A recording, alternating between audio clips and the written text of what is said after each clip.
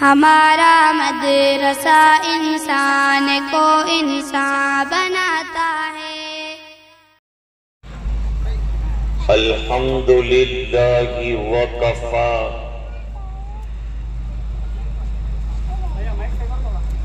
وسلام علی عباده الذین اصطفى۔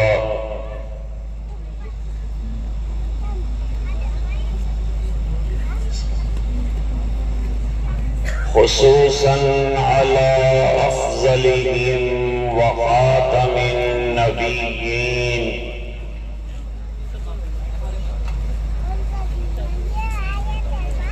محمد الأمين وعلى آله وصحبه أجمعين۔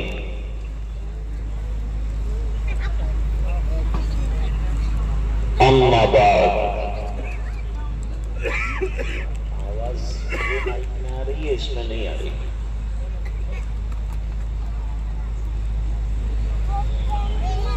اعوذ باللہ من الشیطان الرجیم، بسم اللہ الرحمن الرحیم۔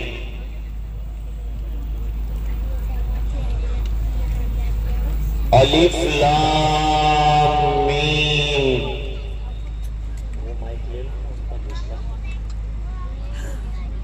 ذالک الکتاب لا ریب فیہ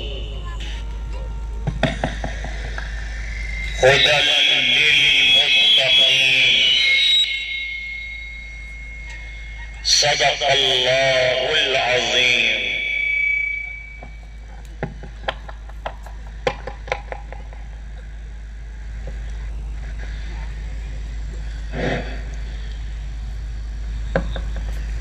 اللہم صل علی سیدنا محمد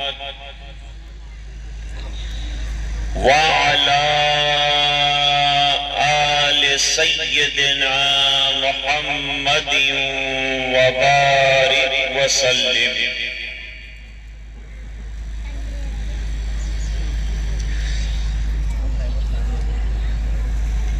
آج کے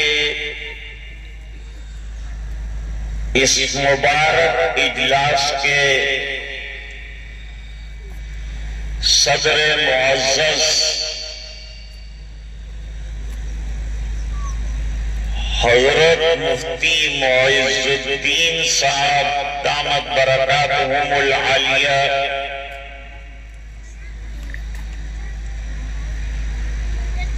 شہ نشین پر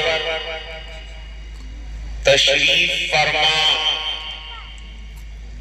جلیل القدر علماء، حاضرین مجلس، اساتذہ کرام اور دینی ماں بہنیں،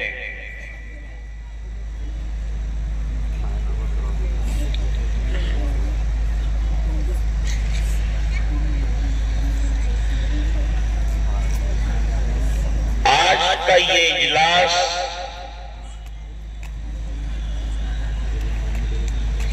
چند طلبائے عزیز کے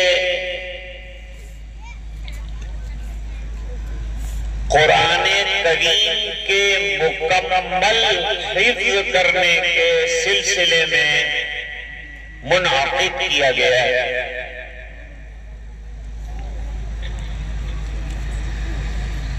یہ مدرسے کے لیے بھی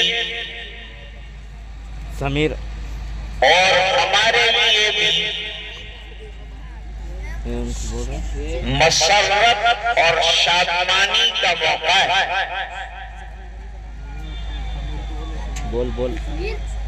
کہ قرآن عظیم جیسی عظیم کتاب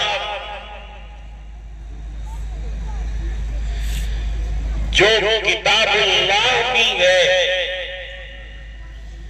اور کلام اللہ بھی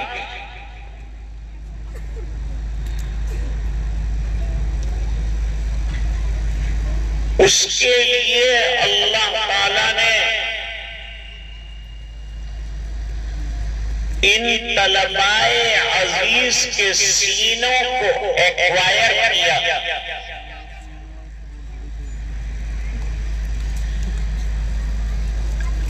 اور یہ امانت کا انہیں امین بنایا۔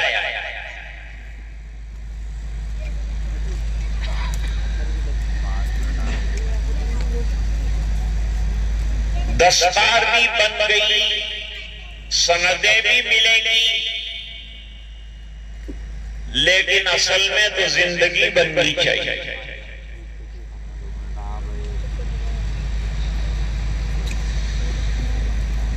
صحابہ کرام کی زندگیاں قرآن کریم کے عشق میں ڈوبی ہوئی،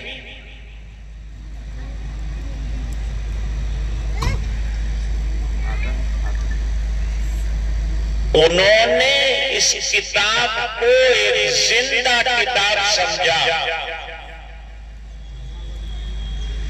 جیسا کہ اقبال کہتے ہیں،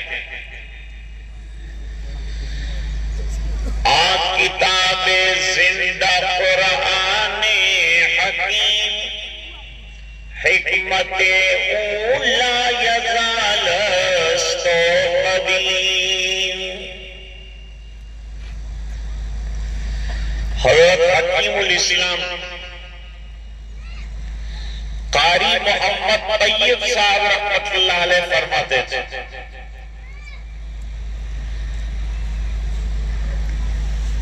کہ اگر اس قوم کو زندہ رہنا ہے تو ان کو اپنی زندگی میں قرآن کریم کو داخل کرنا پڑے گا۔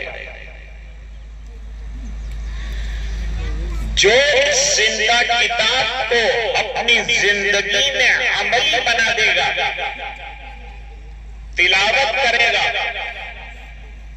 اس سے محبت پیدا کرے گا، اس کی تعلیم و تعلم کے سلسلے کو بڑھائے گا، اللہ تعالیٰ اس کی حفاظت فرمائے گا۔ اور حالات کتنے بھی سنگین ہو جائیں، لیکن قرآن کریم کی برکت سے اللہ ہماری نیا کو پار لگائے، ہمیں کامیابی عطا فرمائیں گے۔ یہ اللہ تعالیٰ کا وعدہ ہے، کیونکہ قرآن سے ایمان میں طاقت پیدا ہوتی ہے، تلاوت کرو تو ایمانی جذبہ بلند ہو جاتا ہے، عقیدہ مضبوط ہو جاتا ہے،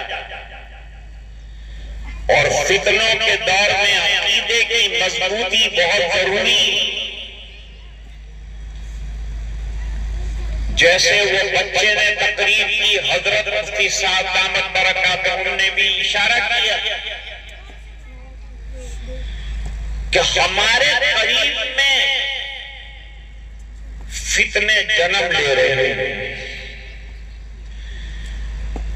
قرآن کریم ہی کے ذریعے سے انشاءاللہ اس کا دفاع کیا جائے گا۔ قیامت تک آنے والے فتنوں کا جواب قرآن کریم میں موجود ہے۔ ہم کو سربلندی کا وعدہ کیا گیا ہے، فرمایا تم العالون ان کنتم مومنین، اللہ تعالیٰ تمہیں سربلندیاں عطا فرمائیں گے، شرط یہ ہے کہ تمہارا دل ایمان سے لبریز ہو، تمہارا عقیدہ بہترین ہو، دنیا کے لیے قرآن نہ پڑھا جا رہا ہو، آخرت کے لیے پڑھا جا رہا ہو، اپنے ایمان کی حفاظت کے لیے پڑھا جا رہا ہو، اجر کے لیے پڑھا جا رہا ہو۔ آدمی اخبار لاتا ہے، سمجھتا ہے تو اخبار لاتا ہے، 2-3 روپیے اس پر خرچ کرتا ہے.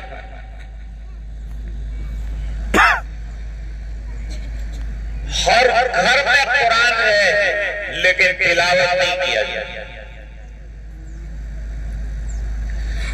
حدیث شریف میں فرمایا وہ گھر ویران ہے جس میں تلاوت قرآن نہ ہو اور نمازیں نہ ہو. اپنے گھروں کو قرآن کریم کی تلاوت سے نورانی بناؤ.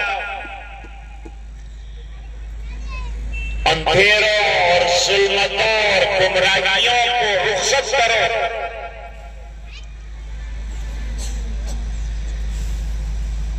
حضرت امام بخاری رحمت اللہ علیہ نے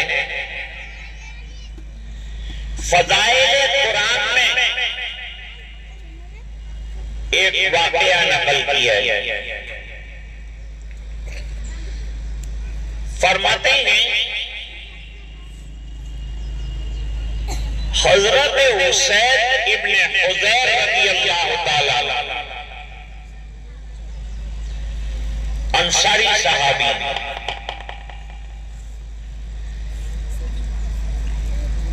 یاد رہے کہ ہر صحابی اور صحابیہ قرآن کریم کے عاشق ہیں. اور جب کسی چیز سے عشق ہوتا ہے تو اس کا ذکر ہوتا ہے. جب قرآن سے عشق ہوگا تو قرآن کریم پڑھا جائے گا، زیادہ سے زیادہ پڑھا جائے گا، زیادہ سے زیادہ تلاوت کیا جائے گا. یہ تلاوت کرنے کو بیکار مت سمجھو، اس کے بڑے فائدے ہیں. قرآن کریم دوا بھی ہے، حضرت نے فرمایا قرآن کریم شفا بھی ہے، قرآن کریم غذا بھی.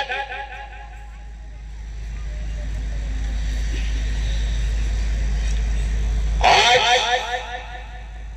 ہماری پریشانی کی ایک وجہ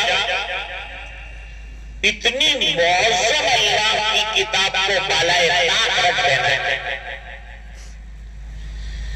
اس لیے پریشانیاں ہمارا پیچھا نہیں ہوتی. قرآن کریم پر جو عمل ہونا چاہیے تھا ویسا عمل نہیں ہو رہا ہے. قرآن کے مقاصد جو محفوظ رکھنا چاہیے وہ ہم نے محفوظ نہیں رکھے جیسے صحابہ کرام نے رکھے. امام بخاری فرماتے ہیں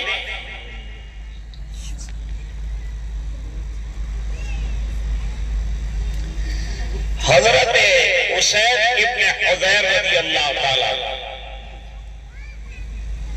تھوڑا سا رک کر ایک بات بتاؤں گا.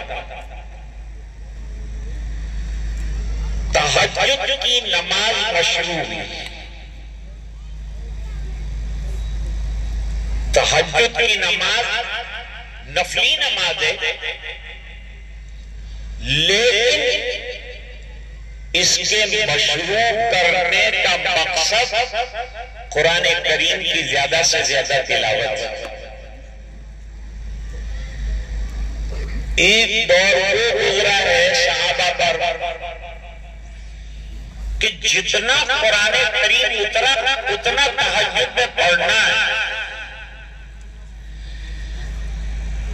جب 30 پارے اتر گئے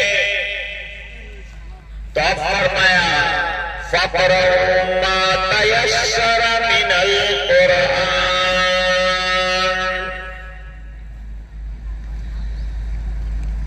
اب جتنا پڑھ سکو پڑھو. قرآن کریم کے حفظ کو باقی رکھنے کا بہترین طریقہ یہ ہے کہ تہجد میں اٹھ کر قرآن پڑھا جائے. آج کل تہجد کی بات کرتے ہیں تو لوگوں کو تعجب ہوتا ہے.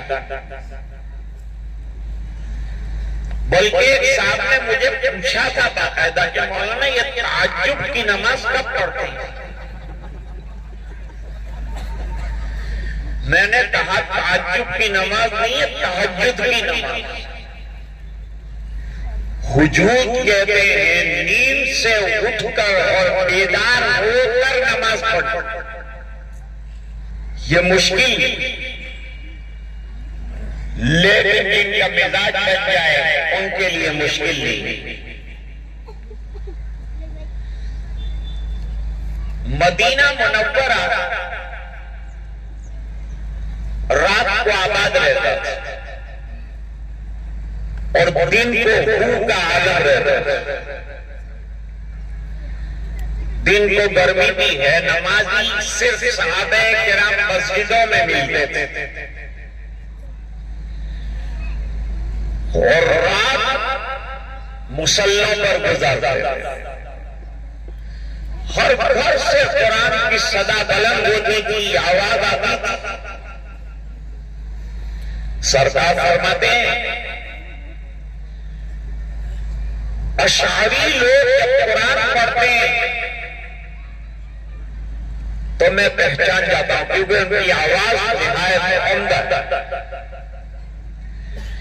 خود ابو موسیٰ اشعری بہترین قاری قرآن، حضور نے ان کے قرآن کی تعریف اور فرمایا کہ ان کو داؤد علیہ السلام والی آواز مزمار داؤد دیے گئے ہیں.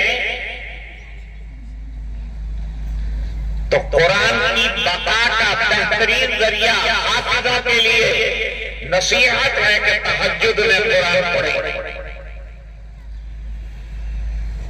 اور رمضان المبارک میں تراویح سنائیں. اس بنا پر کہ ایک سال اگر نہیں سنایا تو آدھا حافظ، دوسرے سال نہیں سنایا تو خدا حافظ. اس لیے ضروری ہے کہ محراب نہ چھوڑی جائے، تلاوت قرآن نہ چھوڑا جائے. اسید بن حضیر رضی اللہ تعالیٰ عنہ نے مصلی بچھایا اپنے آنگن میں. ایک طرف بچے کو لٹایا، ایک طرف گھوڑا باندھا. گھوڑا اللہ کے دین کی محنت کے لیے.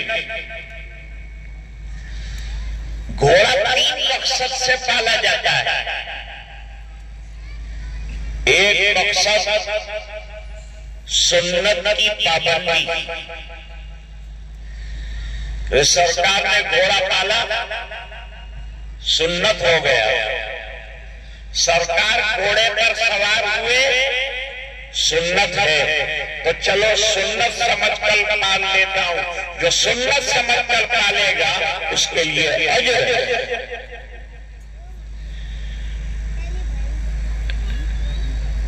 بلکہ ستر ہے. اور جس نے گھوڑا پالا کہ میں چڑھ کر جہاد کروں گا، جہاد ماضی ملا یوم القیامہ،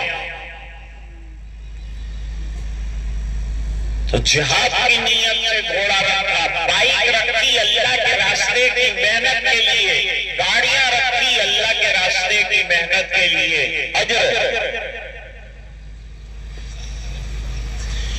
اور گھوڑا دکھاوے کے لیے رکھا، شو کرنے کے لیے رکھا تو یہ وزر ہے، گناہ ہے.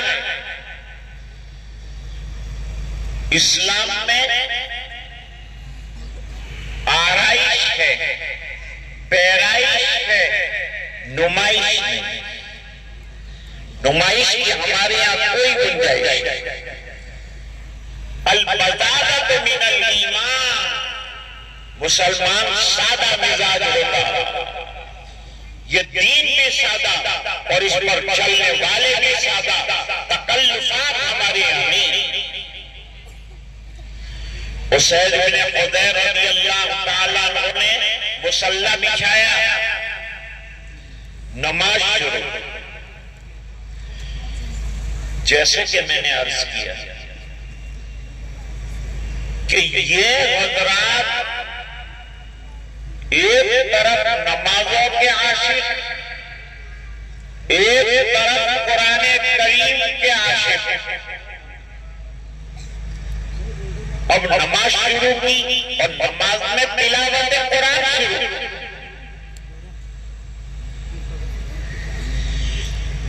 اور امام بخاری فرماتے ہیں کہ سورہ کہف کی تلاوت کر رہے ہیں. سورہ کہف کے بڑے فضائل ہیں. جمعہ کے دن جو تلاوت سورہ کہف کرتا ہے وہ دوسری جمعہ تک فتنوں سے محفوظ رہتا ہے. اور یہ فرمایا دجال کا فتنہ ہے اس سے بھی محفوظ ہوگا، تو یہ شکیل کا فتنہ کیا ہے اس سے بھی محفوظ ہے. سورہ کہف پڑھا. عبداللہ ابن مغفل رضی اللہ تعالیٰ عنہ کی روایت ہے، نبی کریم صلی اللہ علیہ وسلم نے فرمایا جو سورہ کہف کی تلاوت کرے گا اس کے گھر سے شیاطین بھاگ جائیں گے. شیاطین کو بھگانے کے لیے بہترین ذریعہ ہے کہ سورہ کہف کی تلاوت کی جائے.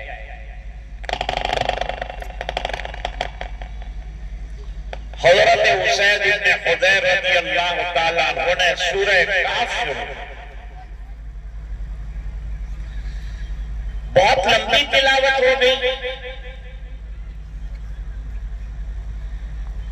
آج کل عام طور پر ہمارے گھروں میں شکایت ہے کہ مولانا ہمارے گھر میں اثر ہے. کیا اثر ہے؟ باہر کا اثر. میں نے کہا یہ باہر کا اثر اس لیے ہے کہ اندر کا اثر ختم ہو. اندر اگر قرآن کا اثر ہوتا، ایمان کا اثر ہوتا، باہر کا اثر نہ ہوتا. لیکن اندر خالی کر کے بیٹھے ہیں تو باہر کا اثر حیران کرتا. ڈاکٹر بتاتے ہیں کہ جو شخص کمزور ہو جاتا ہے اس کی ہیومیڈیٹی کمزور ہو جاتی ہے تو اس پر بیماریاں حملہ آور ہوتی ہیں. کہیں ملیریا ہوتا ہے، کہیں ٹائیفائیڈ ہوتا ہے، کہیں کورونا ہوتا ہے. یہ ہیومیڈیٹی کے کم ہو جاتا ہے. جب اندر ایمان کی ہیومیڈیٹی کم ہو جاتی ہے باہر کے شیاطین حملہ کرتے ہیں. اس لیے قرآن پڑھا کرو. قرآن پڑھنا معمولی چیز نہیں ہے، بہت بڑی طاقت ہے، بہت بڑی عبادت ہے. یہ قرآن طاقتوں میں سجانے کے لیے نہیں ہے بلکہ یہ قرآن پڑھنے کے لیے ہے، تلاوت کے لیے. تلاوت کرے گا تبھی تو عمل بھی کرے گا. جب تلاوت بھی نہیں کرے گا پتہ کیا چلے گا کہ قرآن کے مقاصد کیا ہیں، قرآن کیا چاہتا ہے. آج ہی صبح میں چند علماء سے ملاقات، وہ علماء کہہ رہے تھے کہ ہم نے مساجد میں تفسیر قرآن شروع.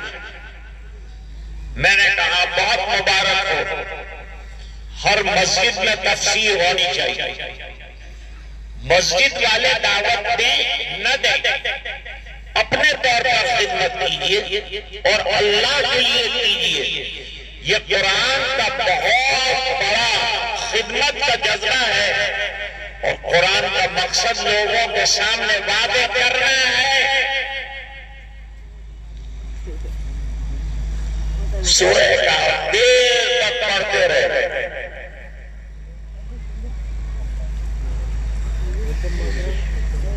اچانک ان کا گھوڑا بھی دبنے لگا تو حرکت ہوتی ہے تو نماز میں پتہ چلتا ہے. جیسے ابھی مجمع بالکل خاموش ہے تو مجھے بولنے میں یکسوئی محسوس ہوتی. میں یکسوئی سے بول پا رہا ہوں. اب اگر مجمع منتشر ہوگا تو میرا دماغ بھی منتشر ہو جائے گا, بات بھی منتشر ہو جائے گی, پھر آپ کہیں گے کہ کیا کہنا چاہتا ہے وہی پتہ نہیں. اس لیے سامعین کا متوجہ رہنا بھی ضروری. ہم یوں کہتے ہیں کہ بھائی متکلم کا کمال ہے, میں کہتا ہوں سامعین کا کمال ہے. سامعین کی جتنی توجہ ہوگی اور جتنا دل سے سنیں گے وہ یاد بھی رہے گا اور اس سے فائدہ بھی ہوگا. ذرا نقل و حرکت بڑھ گئی گھوڑے کی, خیال آیا کہ میرا بچہ بھی سویا ہوا ہے, گھوڑا زیادہ ادب مچائے گا تو رسی توڑ دے گا, میرے بیٹے کو کچل ڈالے گا.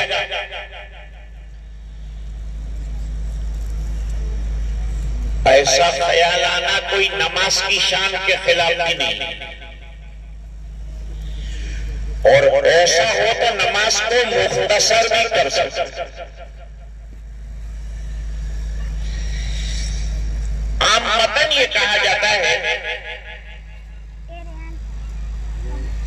کہ حضور نے اور اسلام نے عورت کو کچھ دیا.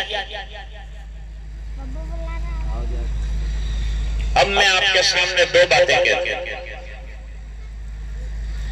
نمبر 1, آکسفورڈ یونیورسٹی بہت بڑی یونیورسٹی,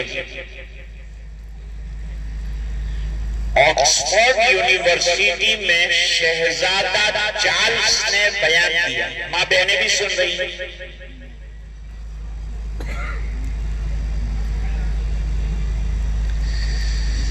شہزادہ چارلس کی تقریر تو بہت لمبی تھی,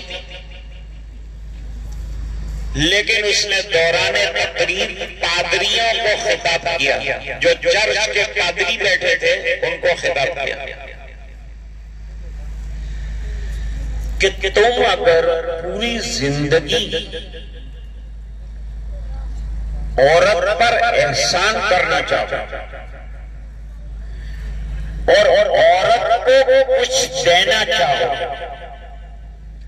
تو اتنا نہیں دے سکو گے جتنا کہ اسلام نے دیا ہے. یہ عورت کا مرتبہ دیتے. نمبر 2, سرکار جب دنیا سے جا رہے ہیں کس گود میں سر رکھا ہوا, نہ عمر ہے نہ ابو بکر ہے, چچیتی عائشہ کے گود میں سر ہے اور دنیا سے جا رہے ہیں. یہ عورت کا مرتبہ دیکھو, نبی دنیا سے جا رہے ہیں, عورت کی گود میں سر ہے. اب ایک حدیث سنو, عورت کے مقام کا پتہ چلے. نبی کریم صلی اللہ علیہ وسلم نے نماز شروع کی اور طویل نماز پڑھانے کا ارادہ کیا. سرکار کی نماز طویل ہوتی, صبح میں کبھی کبھی 60 سے لے کر 100 تک آیتیں پڑھتے تھے. 60 سے لے کر 100 تک اگر آج کا کوئی امام پڑھے گا انشاءاللہ ظہر سے پہلے پھاری ہو جائے گی.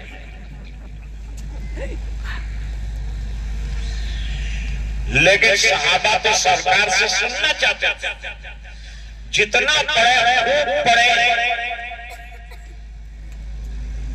علامہ شبیر احمد عثمانی رحمۃ اللہ علیہ دابیل میں پڑھاتے تھے. بہترین قاری قرآن, جہاں بہترین عالم وہاں بہترین قاری قرآن اور حافظ قرآن بھی تھے. رمضانی حافظ نہیں, رمضان تو رمضان نہیں, حافظ کیسا ہونا چاہیے؟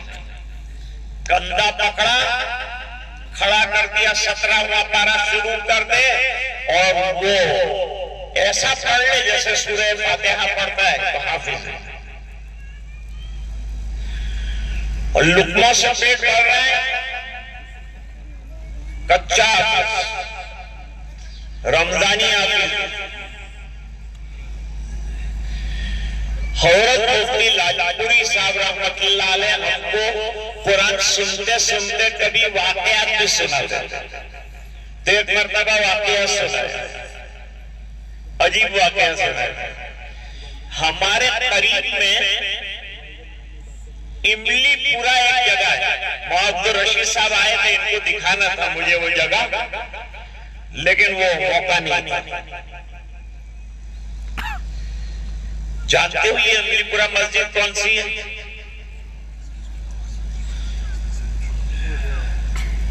مبلغ عظیم اور لسان التبلیغ حضرت مولانا ابراہیم دیولا صاحب طالب علم کے زمانے میں دعوت کا کام املی پورا مسجد سے شروع کیا. آج پورے عالم میں جا رہے ہیں، پوری زندگی دعوت کے لیے وقت کرتا ہے، لیکن ہر تقریر میں علماء کی قدردانی کی بات کرتا ہے. علماء دعوت کے کام کی دو آنکھیں ہیں، ان کو مت چھوڑو تو کام اندھا ہو جائے. وہ املی پورا کی مسجد میں 2 روٹین کے حافظ رمضان میں آئے تھے. ان کے نخرے بھی بہت، یوں کھانا چاہیے، یوں سحری چاہیے، افطار ایسا چاہیے، رفتار ایسا چاہیے، فلاں ایسا چاہیے. اور دونوں نے بات سمجھ لی تھی کہ من تورا حاجی بگویا تو مورا قاضی بگو. غلطی ہو جائے تو اپنے اپنے اندر سدھار لینے کی لقمہ نہیں دینے. لوگ کہتے تھے بڑے اچھے حافظ ہیں، غلطی بھی نہیں ہوتی. ایک مرتبہ ایک مسافر بوڑھا آیا. وہ بوڑھے مسافر نے تحریمہ بادا تراویح میں اور غلطی ہوئی لقمہ دیا، پھر غلطی ہوئی لقمہ دیا، پھر لقمہ دیا. تو حافظ گرم ہوا. 2 رکعت کے بعد حافظ نے کہا یہ کون ہے لقمہ دینے والا؟ بڑے میاں نے انگلی اونچی کی کہ میں ہوں. تیرے کو بہت یاد ہے؟ جی یاد. پڑھا چل کر پڑھائی 2 رکعت میں 1.25 پارہ ختم کر دیا. 4 رکعت میں دوسرا 1 پارہ ختم کر دیا. 20 رکعت میں تو 2-4 پارے پڑھ لیے اور فرفر پڑھ.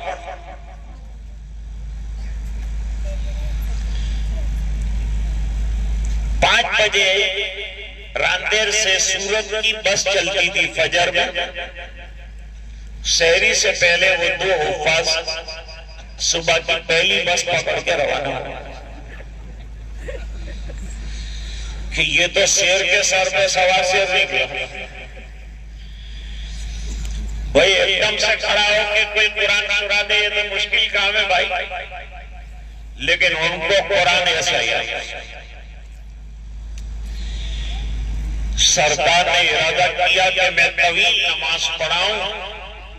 پڑھنے والے صحابہ تھے. لوگ کہتے ہیں یار پہلے جیسے امام نہیں رہے. میں نے کہا محترم پہلے جیسے مقتدی بھی نہیں رہے. جب صحابہ کرام جیسے مقتدی تھے تو اللہ نے رسول اللہ جیسا امام دیا تھا. اب جو ہے نماز شروع. یہ وہ زمانہ ہے جب کہ عورتیں رات کو مسجد میں آتی تھی. اجازت نہیں لی. علماء جانتے ہیں اجازت کی وجہ کیا تھی.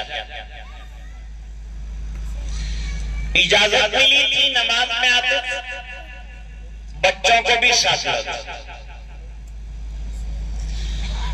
حضور نے چند آیات پڑھی اور ایک بچے نے رونا شروع کیا. حضور نے نماز کو مختصر کر نماز کے بعد فرمایا میں طویل قرات کرنے والا تھا لیکن بچے کی رونے کی آواز آئی تو مجھے اس کی ماں کا خیال آیا کہ وہ بے قرار ہو جائے گی. اس بنا پر اس کی بے قراری دور کرنے کے لیے میں نے نماز کو مختصر کیا. بتاؤ عورت کا کتنا اونچا مرتبہ، کیا اچھا مقام ہے کہ نبی اتنا خیال رکھتے ہیں خاتون. ایک اور بات بھی سنا دوں آپ کو، یہ ضمنی بات. آج کل دیکھا ہوگا بائیکیں لے کر عورتیں چلتی اور پورا چہرہ نقاب میں ہوتا ہے، ہاتھ کے اندر دستانے ہوتے ہیں. پوچھا جائے کیوں؟ دو وجہ. گرمی کی تمازت سے چہرہ خراب نہ ہو، دوسرا پولیوشن کی وجہ سے اسکن خراب نہ ہو. کس نے بتایا؟ یہ 21ویں صدی کے ڈاکٹر نے بتایا. اور میرے آقا نے 1400 سال پہلے بتایا کہ اگر تو نقاب میں رہی اور پردہ پوش رہی تو تیری زینت بھی سلامت رہے گی، تیری حیا بھی سلامت رہے گی، تیرا ایمان بھی سلامت رہے گی. جو بات اب یہ کہہ رہے ہیں وہ بات تو 1400 سال پہلے آقا نے فرمائی. اسید ابن حضیر رضی اللہ تعالیٰ عنہ نے قرات کو مختصر فرما دیا. سلام پھیرا، باہر نکل کر دیکھا یہ گھوڑا بدک کیوں رہا ہے، بدکنے کی وجہ کیا ہے. ادھر ادھر دیکھا، بات سمجھ میں نہیں آئی تو آسمان پر دیکھا، چراغوں کا سائبان آسمان کی طرف جاتا ہوا نظر آیا. پہلے یہ چراغ نیچے آ رہے تھے، پھر نماز ختم کی تو چراغ اوپر چلے جا رہے ہیں. اس کو دیکھ کر گھوڑا بھی کرتا.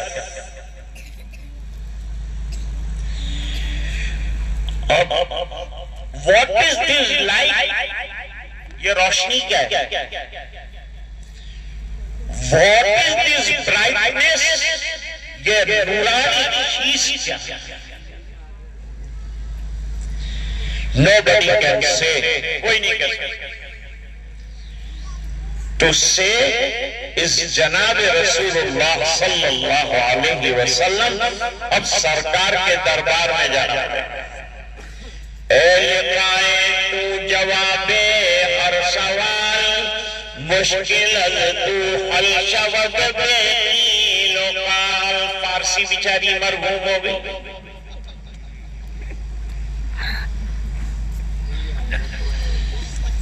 دربار رسول میں پہنچے. مسائل کا حل تو وہاں ہے.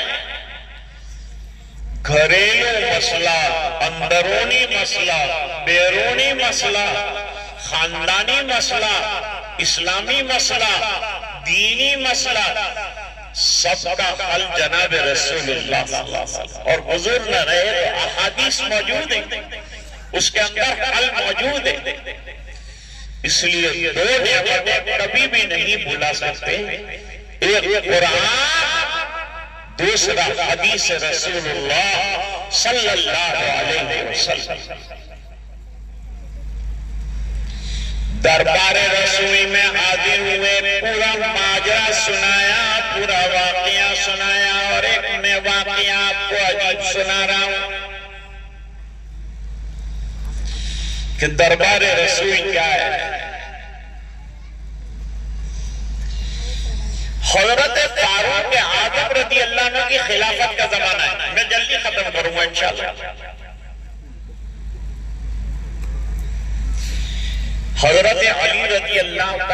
عنہ کی ایک صاحبزادی حضرت عمر سے منسوب ہے. دوستانہ بھی بہت اچھا ہے. حضرت علی رضی اللہ تعالیٰ عنہ نے خواب دیکھے. خواب یہ دیکھا کہ دربار رسول قائم ہے، فجر کی نماز ہوئی ہے، نماز کے بعد حضور دیوار سے ٹیک لگا کر بیٹھے ہیں اور کھجوروں کا ٹوکرا لایا گیا اور حضور سب کو ایک ایک کھجور دے رہے ہیں. حضرت علی آگے بڑھے، ایک کھجور لے لی. کھجور کا ذائقہ نہایت عمدہ، لیکن سرکار کا رعب ایسا ہے کہ دوسری کھجور مانگ نہیں سکتی. ذائقے سے محظوظ ہوتے رہے. ایک ہے محظوظ ہونا، ایک ہے مایوس ہونا. ایک جگہ میں تقریر میں گیا تھا، لوگوں نے کہا آج کا آپ نے مایوس کر دیا. میں نے کہا تم محظوظ کر دیا.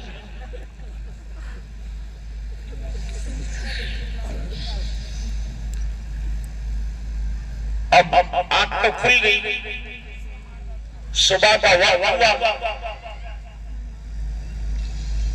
مسجد نبوی میں امام حضرت فاروق اعظم، نماز ہو گئی. حضرت عمر وہیں بیٹھے جہاں سرکار خواب میں دیوار سے ٹیک لگا کر بیٹھے اور کھجوروں کا ٹوکرا لایا گیا حضرت عمر کے پاس. رات کو جو خواب میں دیکھا تھا ایسا ہی ٹوکرا تھا. حضرت فاروق اعظم رضی اللہ تعالیٰ عنہ نے ایک ایک کھجور سب کو دینا شروع کیا. حضرت علی رضی اللہ تعالیٰ عنہ نے بھی ایک کھجور لے لی. اس کا ذائقہ بالکل ایسا تھا جیسے رات کو سرکار کے ہاتھ سے کھجور کھائی. سمجھ رہے ہیں؟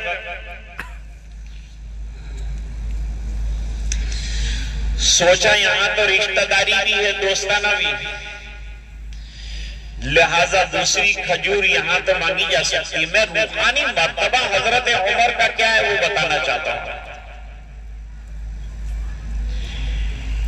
حضرت علی اٹھے اور فاروق اعظم رضی اللہ تعالیٰ عنہ کے سامنے ہاتھ پھیلایا اور کہا امیر المومنین بہت لذیذ کھجور ہے، ایک کھجور مزید عنایت فرمائی جائے. تو جواب دیا کہ رات کو اگر سرکار نے دی ہوتی تو عمر ابھی دیتے. یہ مرتبہ ہے فاروق اعظم رضی اللہ تعالیٰ عنہ کو.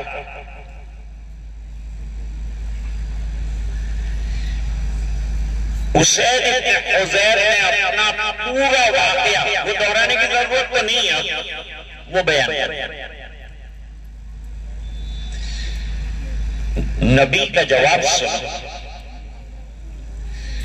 نبی کریم صلی اللہ علیہ وسلم نے فرمایا یہ تمہارے تلاوت قرآن کرنے کی وجہ سے سکینہ اتر رہی تھی، رحمتیں اتر رہی تھی، اور اگر تم پڑھتے رہتے تو میں صحابہ کرام کو تلاوت قرآن پر انوار کار سکینہ کا اترنا آنکھوں سے دکھا دیتا. پاس مال آئے نا، اس کو نہیں کہا ہے کہ تو خوشیاں منانا، بلکہ قارون اترا رہا تھا تو اللہ نے فرمایا ان اللہ لا يحب الفرحین، مال پر اتلانے والوں کو اللہ تعالیٰ پسند نہیں فرماتا.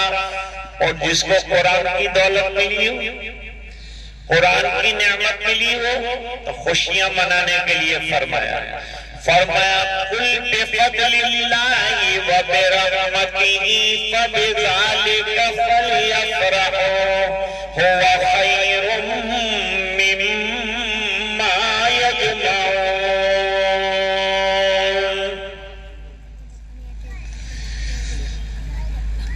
آج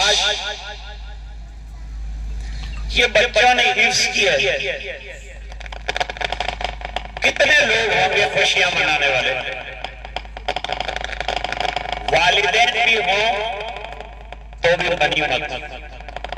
ہو سکتا ہے ان کی والدائیں آئی ہوں ان کے والدین آئے ہوں، ہو سکتا ہے، لیکن ضرورت اس بات کی ہے کہ ہم میں سے ہر ایک قرآن کریم کی اس نعمت پر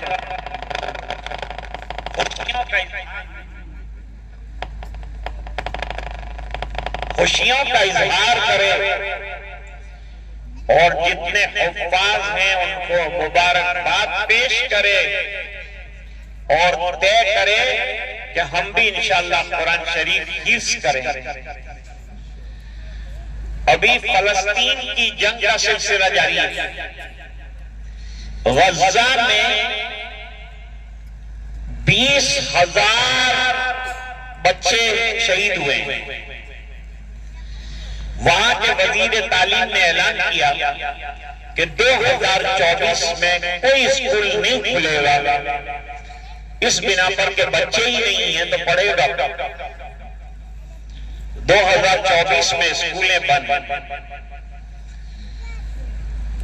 یہود نے کہا تھا 3 دن میں کھیل ختم کریں گے، ابھی فلسطینی لڑ 3 مہینے کا عرصہ گزر گیا، مقابلہ آرائی جاری، اور ابھی تک کیوں ڈٹے ہوئے ہیں؟ اس لیے کہ لڑنے والے سب حافظ قرآن، ان کے پاس کمپیوٹر بھی ہے، وہ جدید اسلحہ سے لیس بھی ہیں، اور ان کے پاس قرآن سینے میں موجود ہے۔ وہ کہتے ہیں ہم قرآن کریم چھوڑیں گے نہیں اور ہماری سرزمین بھی چھوڑیں گے نہیں۔ مودی جی نے کہا تھا کہ اے مسلمانوں، میں چاہتا ہوں کہ تمہارے ایک ہاتھ میں قرآن ہو، دوسرے ہاتھ میں کمپیوٹر۔ ان کا تو خواب رہ گیا، یہ تو باتیں زیادہ کرتے ہیں، کام کم ہے ان کے پاس۔ لیکن بفضلہ تعالی فلسطین والوں نے یہ کام کر کے دکھایا کہ کندھے پر راکٹ لانچر ہے اور سینے میں قرآن ہے۔ اللہ تعالیٰ ہمیں سمجھنے کی توفیق عطا فرمائے۔ میں ان بچوں کو مبارکباد پیش کرتا ہوں، ان کے اساتذہ کرام کو مبارکباد پیش کرتا ہوں، مدرسے کو مبارکباد پیش کرتا ہوں، آپ حضرات تشریف لائے، آپ کو مبارکباد پیش کرتا ہوں۔ اتنے جلیل القدر علماء اس مبارک محفل کے اندر موجود ہے، جن کا دیکھنا بڑی عبادت ہے۔ اللہ نے کتنے لوگوں کو یہاں آپ کے ادارے میں جمع فرمایا۔ اللہ تعالیٰ ان تمام بزرگوں کو جزائے خیر عطا فرمائے۔ حضرت مولانا حامد صاحب کتنا لمبا سفر کر کے تشریف لائے ہیں اور انہوں نے بہترین تقریر ہمارے سامنے اشعار کی شکل میں پیش فرمائی۔ حضرت مولانا عبدالرشید صاحب کی جامعیت بہت مشہور ہے، وہ بھی آپ نے سن لی۔ بہرحال اللہ تعالیٰ اس اجلاس کو قبول فرمائے، کامیاب فرمائے۔ میں تمام ہی اساتذہ اور تمام جلیل القدر علماء سے معذرت اور معافی کے ساتھ اپنی جگہ لیتا ہوں، اور اب وقت آ گیا ہے حضرت صدر معزز کا کہ وہ خطاب فرمائیں اور ہم اس سے استفادہ کریں۔ وآخر دعوانا ان الحمدللہ رب العالمین۔